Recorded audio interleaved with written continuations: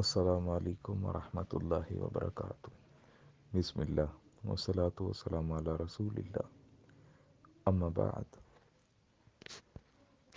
سوال پوچھا گیا ہے کہ آج سے تقریباً 30 سال پہلے والد صاحب بینک مینیجر تھے۔ بہت سے لوگوں کو بینک میں ملازمت دلوائی، ان میں سے کچھ ریٹائرڈ ہو گئے، کچھ فوت ہو گئے۔ تو والد صاحب نے خود تو بینک کی جاب چھوڑ دی، توبہ کر لی۔ اب جن لوگوں کو بینک میں ملازمت دلوائی یا جو سود کھا رہے ہیں، ان سب کے گناہ کے کیا میرے والد صاحب ذمہ دار ہیں؟ محترم بھائی، ایک بات ہمیشہ یاد رکھیے گا، جو بھی لوگ مجھے سن رہے ہیں یا جو سوال پوچھنے والا بھائی ہے،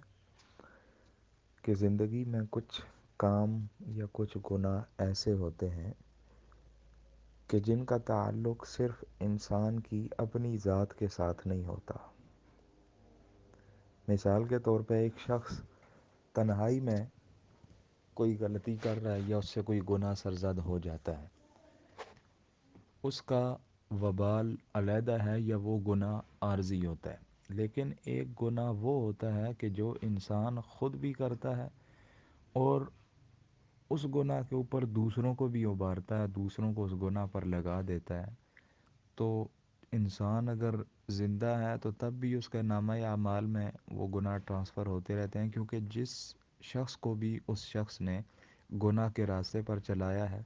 تو اس کی زندگی میں بھی اور اس کے دنیا سے جانے کے بعد بھی انسان کے نامہ اعمال میں وہ گناہ لکھے جاتے رہے۔ یہ بالکل ایسے ہی ہے کہ جس طرح کوئی شخص کسی کی نیکی پر رہنمائی کرتا ہے، نیک راستے پہ چلاتا ہے، تو حدیث مبارکہ کا مفہوم ہے کہ من دل علی خیر فلہ اجر کمثل فاعلہ، او کما قال النبی صلی اللہ علیہ وسلم، کہ جو شخص کسی اچھے کام یا نیکی کے کام کی طرف کسی کی رہنمائی کرتا ہے تو نیکی کی رہنمائی کرنے والے کو بھی اتنا ہی اجر ملتا ہے جتنا نیکی کے کام پر چلنے والے کو۔ یعنی مرنے کے بعد بھی انسان کے نامہ اعمال میں وہ نیکیاں کرنے والے کے یعنی برابر اس کے ہاں نیکیاں لکھی جاتی رہیں گی، کیونکہ نیکی کی طرف رہنمائی کرنے والا سبب بنا ہے نیکی کرنے والے کا۔ تو یہی معاملہ گناہ کا ہی ہے۔ تو کبھی بھی آپ زندگی میں کوئی ایسا گناہ نہ کریں، کبھی بھی، کہ جو آپ کی ذات کے علاوہ دوسرے لوگوں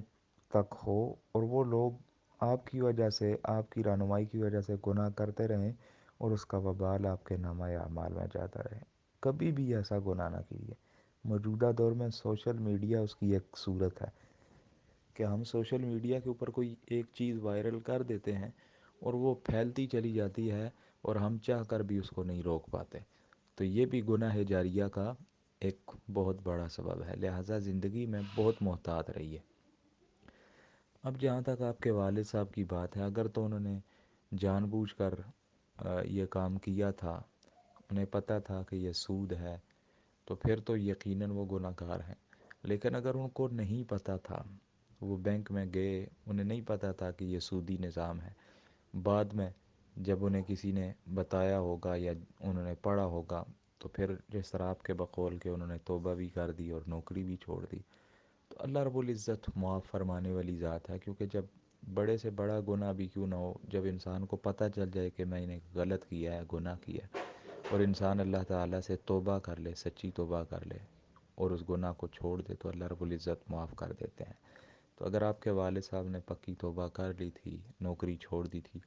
تو پھر تو اللہ رب العزت نے انشاءاللہ، اللہ سے پوری امید ہے کہ ان کو معاف کر دیا۔ لیکن رہا یہ معاملہ کہ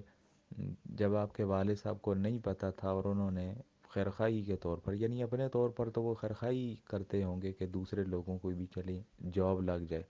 انہوں نے بینک میں جن لوگوں کو بھرتی کروایا، اب بعد میں جب ان کو پتہ چلا تو وہ دوسرے لوگوں کو تو ظاہر سی بات ہے کہ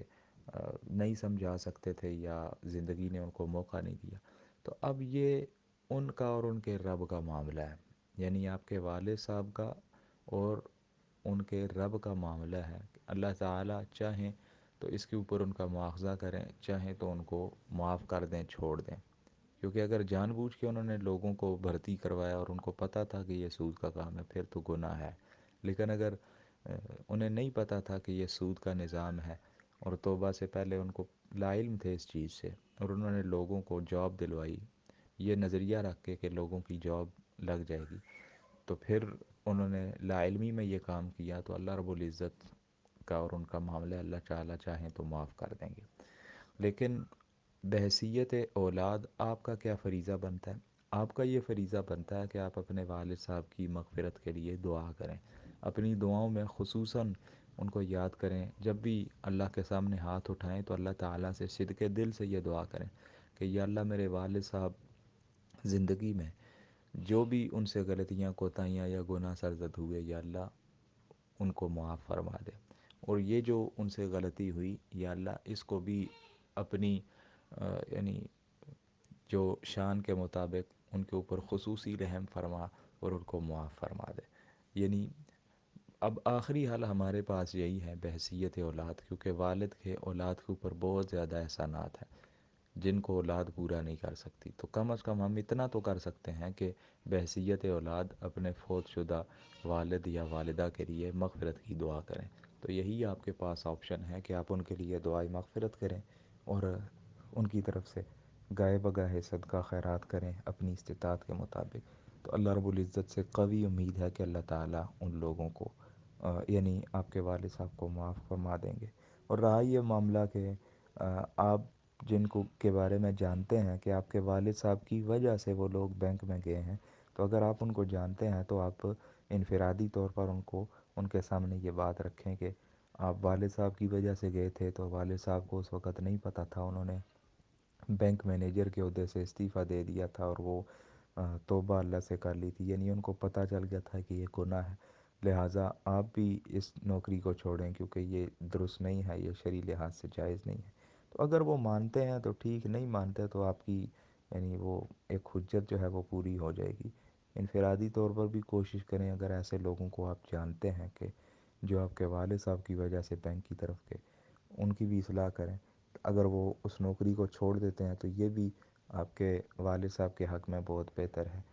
تو اگر آپ ان کو نہیں جانتے یا وہ لوگ فوت ہو چکے ہیں تو پھر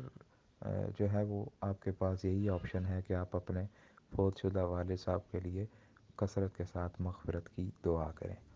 حاضر ما عندی واللہ عالم بالصواب، والسلام علیکم ورحمۃ اللہ وبرکاتہ۔